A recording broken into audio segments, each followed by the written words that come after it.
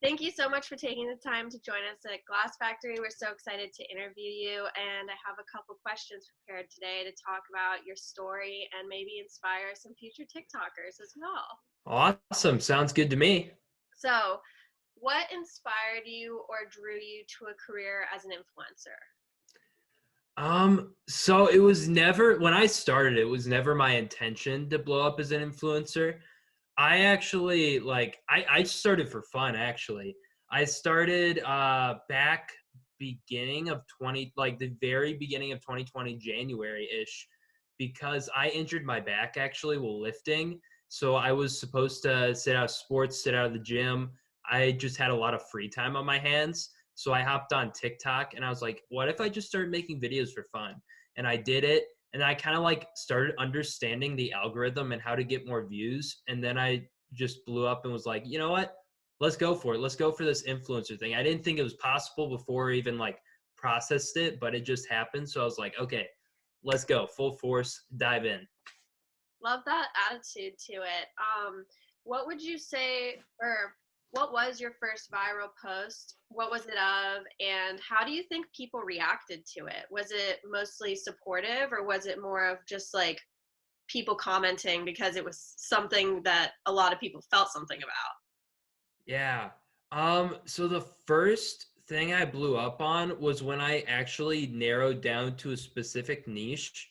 I was posting a lot of random stuff at first, but then I narrowed down to like Lego Star Wars, which was a huge trend back in January 2020. So I was like narrowing it down to that little niche of Star Wars because I watch Star Wars movies. I'm not a huge fan, but I watch enough. And I was like, let's just post Star Wars content, Star Wars content. I posted like 3, 5 videos a day for a few weeks. And then I had one of them like out of nowhere go from my average was like 1,000 views, if that. It went up to 400,000 views in one video. And from there, I got like 22,000 followers in a day, 50 to 22,000 followers. And that's when it was like, that's when it clicked for me. And I was like, okay, so this is what I need to do to start blowing up on TikTok, this type of stuff.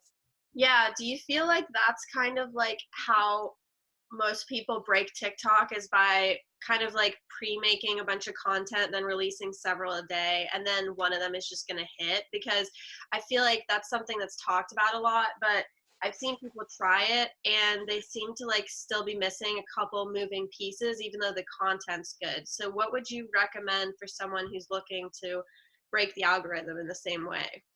Yeah, the biggest thing with breaking the algorithm, I contribute it to two things.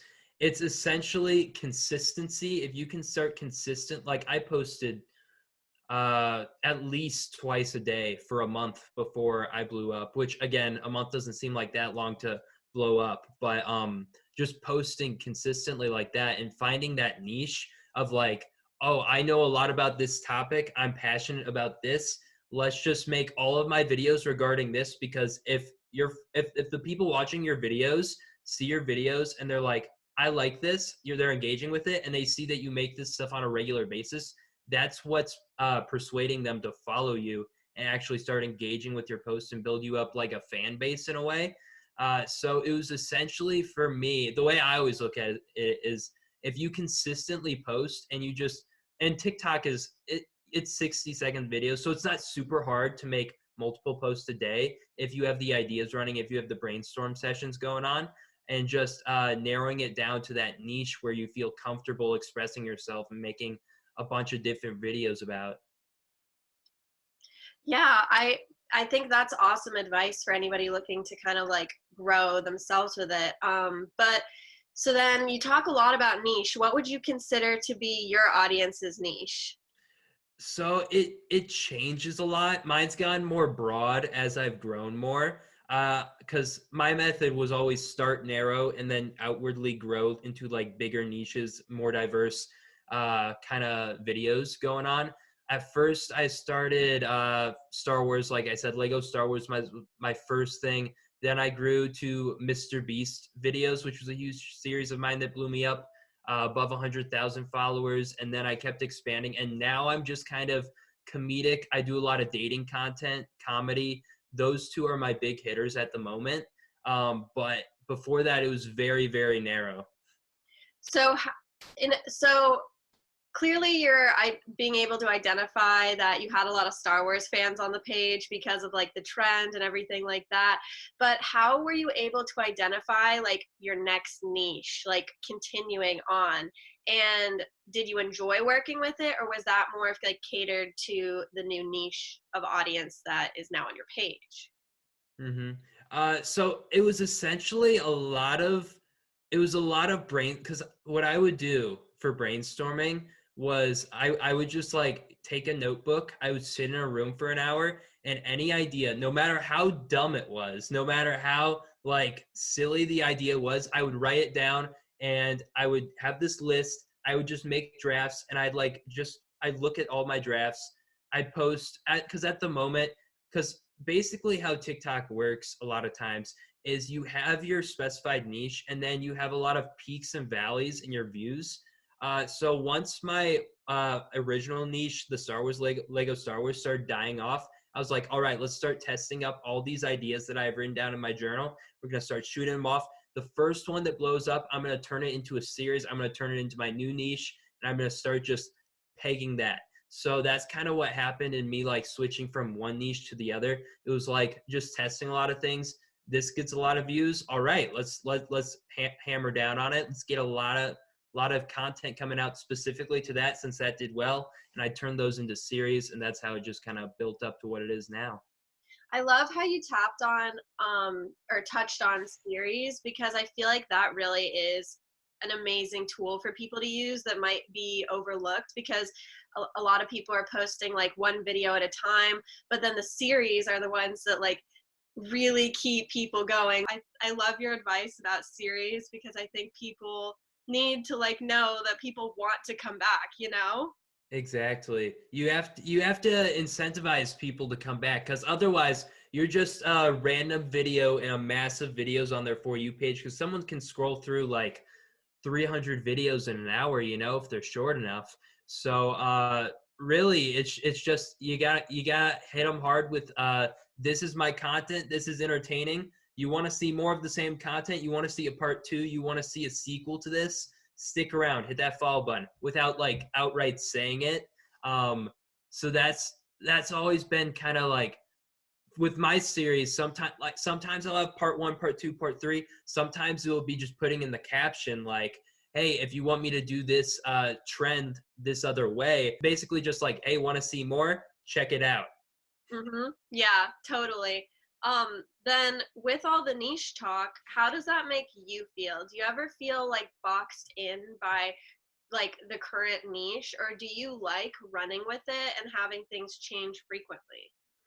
I really like sticking to one niche, just because I wouldn't call it a comfort zone, but it almost does feel like a comfort zone, because when you're in between niches, you don't exactly know what's gonna be best to post. Whereas if you have a solid niche, you can pretty much determine that at least a good chunk of your audience, no matter the video quality, is going to somewhat enjoy your video if it's well enough thought out, if it's like within that niche. Like with me, I do a lot of dating content right now. I do loyalty tests on TikTok. And essentially, like, if I post a loyalty test, a good, like, at least a few 10,000 people are going to enjoy the loyalty test, because that's what they followed me for. That's what they want to see. The in between, the like switching niches is the hard part, because you're not exactly sure if all of your followers are going to like when you switch over to other niches, which is kind of a hard line that you have to play and stay under like that broad umbrella. Like for me, I always stick to comedy, just because all of my like Star Wars, my Mr. Beast series, my loyalty test, my dating series, all of them are like roughly comedy sketches, because I mean, that's why they followed me. They want to laugh, they want some enjoyment in their day. So I got to kind of stick to that broad umbrella, but it's the switching niches that is really scary. This is Yeah, I like what you said about like coming back for laughs, because I feel like after the past year there's a huge market for laughs. Oh yes. Oh yes. I attain much of my growth to the pandemic. As unfortunate as that was, everyone's staying inside, me being online school, having time to make these videos, people having the time to watch the videos. was super helpful in my growth.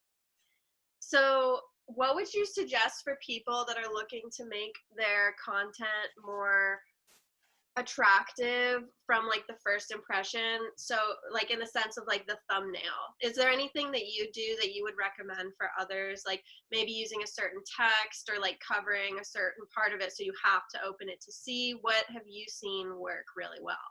hmm so I'm just gonna give an example from my videos. For my videos, I always try and get like unique backgrounds at the very beginning so it catches their eye, because I want something like uh, the first 5 seconds are the most important part of the whole video. I don't care what kind of video you're making. So a lot of times I'll actually end up like screaming, asking like a rhetorical question at the beginning of my videos, something to get like them interested.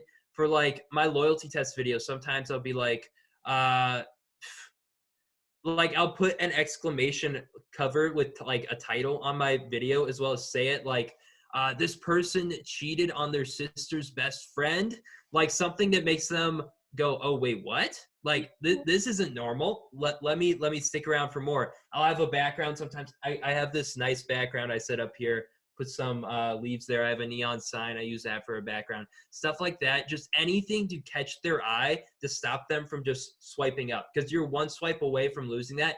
And the biggest factor to blowing up your TikToks is watch time. So if you can get people to stay longer, I don't care how you do it, but if you get people to stay longer, whether it's with visuals or how you're talking or what you're showing, that's the biggest thing you want to worry about when retaining watch time. So, do you want to talk a bit about your little background you've set up here? What was the inspo behind the neon light and the plants?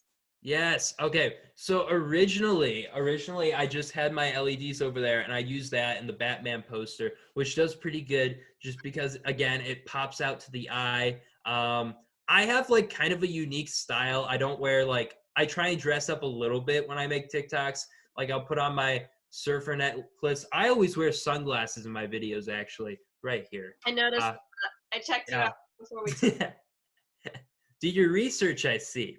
Mhm. Um, but yeah, I always wear sunglasses in my videos. I started that just because people don't like when you're looking at videos, you don't normally see like the people making videos inside aren't wearing sunglasses. So that's one thing for me where people just watch and they're like immediately thinking, why is this dude wearing sunglasses inside? And that makes them stay on the video long enough to have them actually enjoy the video. But again, back to my background. I have kind of this little shrubbery on my wall. I have the vines. I've got the neon sign with my logo that I got made up there.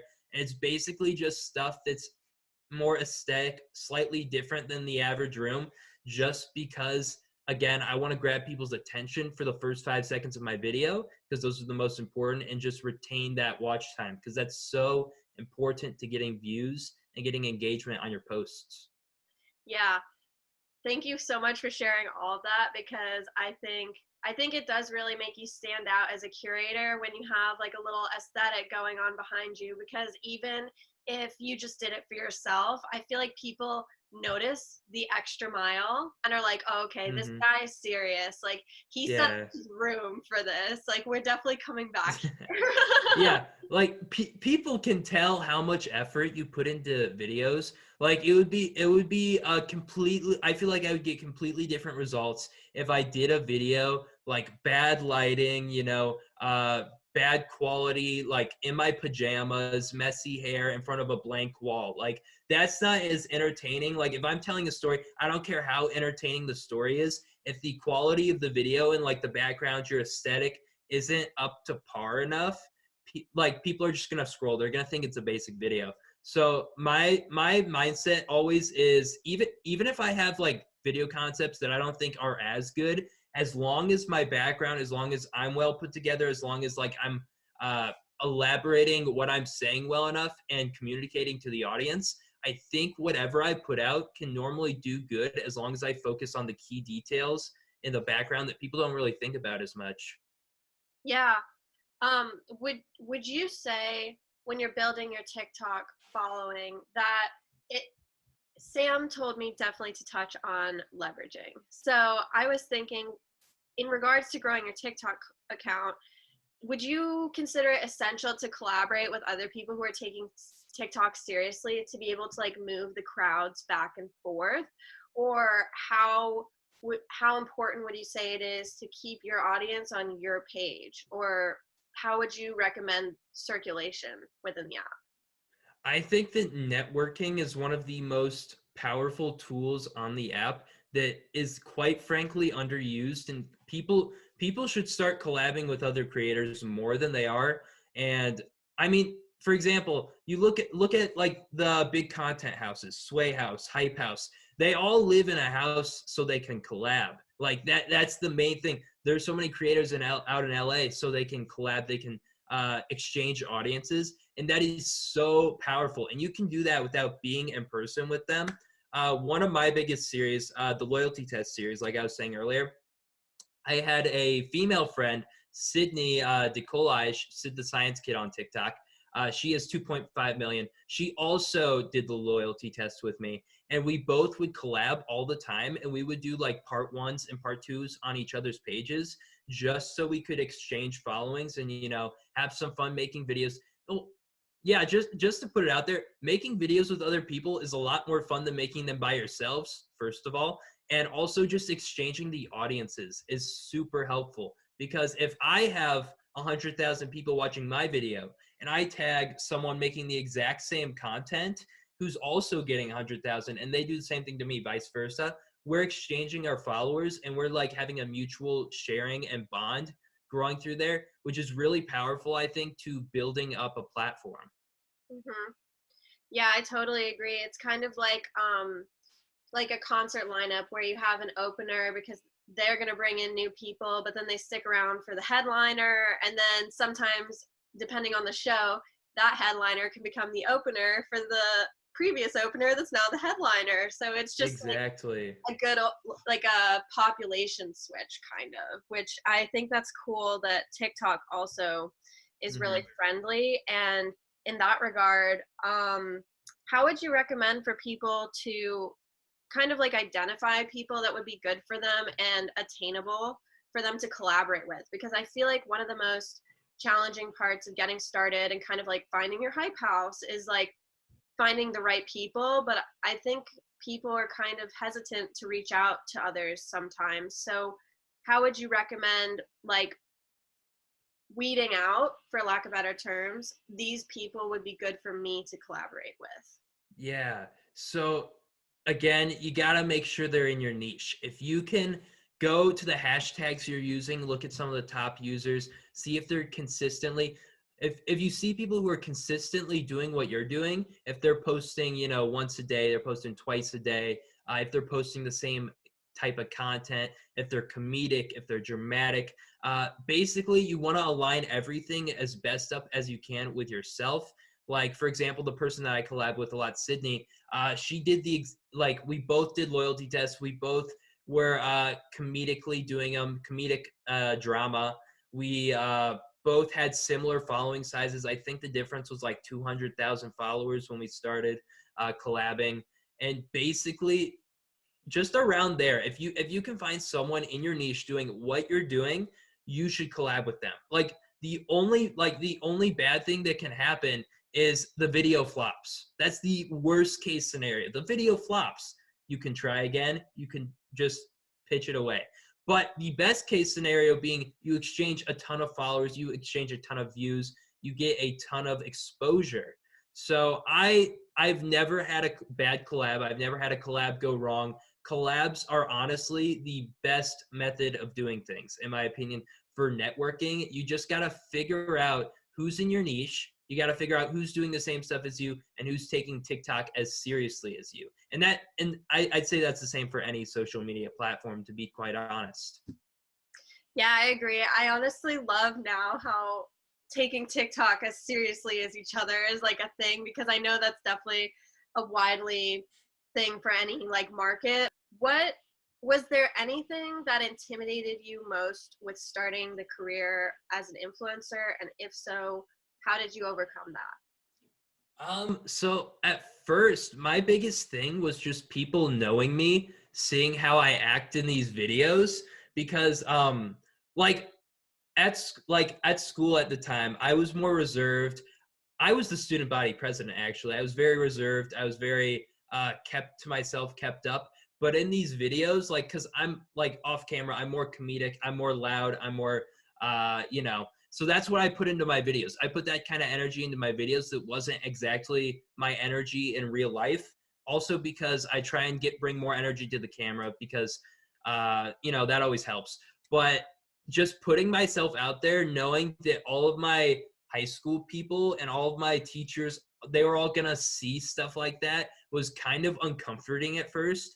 But it got to a point where I was like, wait, people don't really care what you're doing.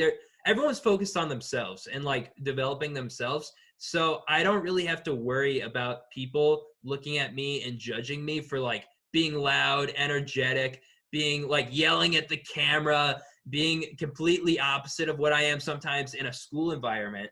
But yeah, just that kind of tug of war between, oh, am I comfortable doing this on camera, knowing that these people from my school are gonna see, my teachers? Because like I remember that my principal, I had this flirting series going on, this loyalty test series where I would flirt with people in their DMs. And like my grandparents watched the videos, my parents watched the videos, my principal said that she watched my videos. It's just like that kind of awkward, like I'm being me, but it's like everyone can see it on social media. And that was kind of the tug of war with myself, at least, that I overcame and was like, okay, I don't really care anymore. Like, I'm Brad. I'm going to own it, whatever.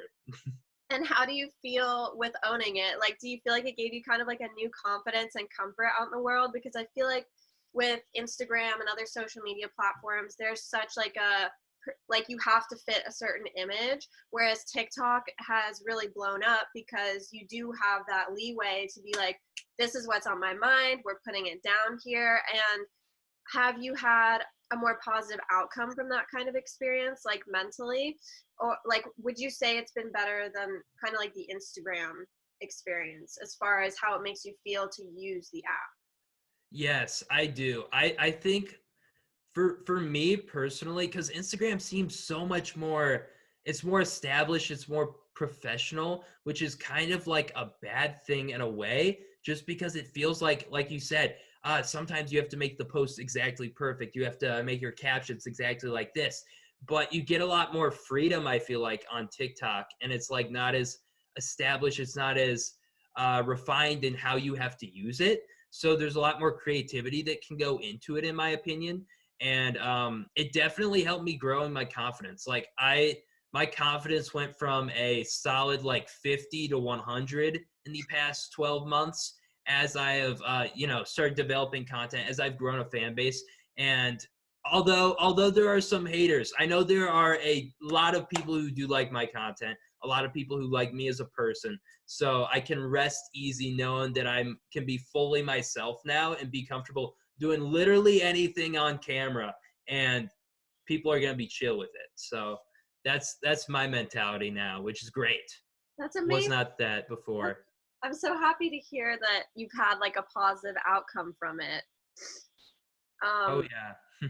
so then to wrap things up, the final question is, what advice would you give to younger version of yourself just like on the brink of figuring out TikTok? All right. If I were to go back, day one, Brad, I would go back and I would say, just believe in the process. Every single day, post a video. Post 2 videos every day. You know what? Just like sit down, you gotta brainstorm. Whatever comes to mind, I want you to make a draft. I want you to post it. Like just trust your gut, trust your mind, and get into those niches. Like niches are so powerful. Like if you can get into, I for example, I like Mr. Beast. I like his videos. I'm gonna make a series dedicated to Mr. Beast video ideas that I think should happen. I did that. It got like 100 million views plus throughout the whole series. It's just dumb ideas that you think that could never work. Just do it. You just gotta full send it, get your niche, and hammer down consistently. I would tell myself to do that when I started. I love that advice, especially because I feel like it never hurts to reaffirm people that consistency is key. And yes, it does pay off, because I feel like a lot of people who are interested and intrigued, but not necessarily like sold, or like, okay, but how much does the consistency work? So, with that, thank you so much for your time this morning. It's been great to talk to you. Thank you so much for sharing about your experience. And we're definitely going to tell people to check you out. Is there anything else that you'd like to kind of throw in there that we didn't cover? I think we hit most of the stuff I wanted to talk about, but thank you for having me. I appreciated being on here.